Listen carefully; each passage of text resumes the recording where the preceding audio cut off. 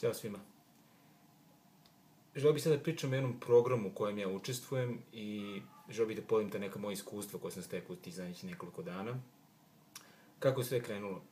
Pre nekoliko meseci je NALED poslao meni pitanje da li sam zainteresovan da učestvujem u jednom programu koji organizuje američka vlada. Inače, NALED to je jedna posebna organizacija, to je asocijacija u kojoj je Limundo član. Ja sam naravno pristao, pošto mi zvuči vrlo zanimljivo. Onda posle toga je došla gospođa iz američke ambasade u Beogradu, intervjuisala me i rekla je slažemo se da ti prezentuješ Srbiju u ovom programu, međutim moraju da vide da će dobiti saglasnost od američke vlade. Nakon nekoliko nedelja, mislim čak nekoliko meseci isto već prošlo, stigao je odgovor od američke vlade da sam prihvaćen za taj program i eto me ovde. Kako taj program izgleda? To je 30 država, pošli po jednog učesnika, znači ukupno 30 učesnika, ja jedan za Srbiju.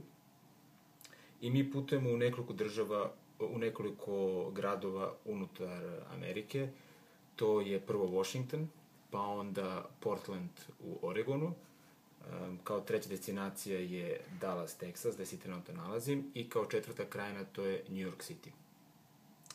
Ideja celog programa je da preduzetnici upoznaju preduzetnike u Americi, zato tako putujemo po gradovima, da upoznamo lokalne preduzetnike. Pored toga da upoznamo njihov sistem, njihovu vladu. I kao treće, da se umrežimo i sa preduzetnicima koji su deo ovog programa, znači sa ovih preostalih 29 učesnika ovog programa. Program se zove IVLP, to je International Visitors Leadership Program, a baš ovaj program je dobio naziv A New Beginning i više o tome možete pročitati na linkovima koje ću zakačiti. Ovo je samo neko kratko uputstvo o čemu se radi, a ja ću pokušati da zakačim i još nekoliko video postova o svakom gradu šta sam uspeo da naučim za ovo kratko vreme.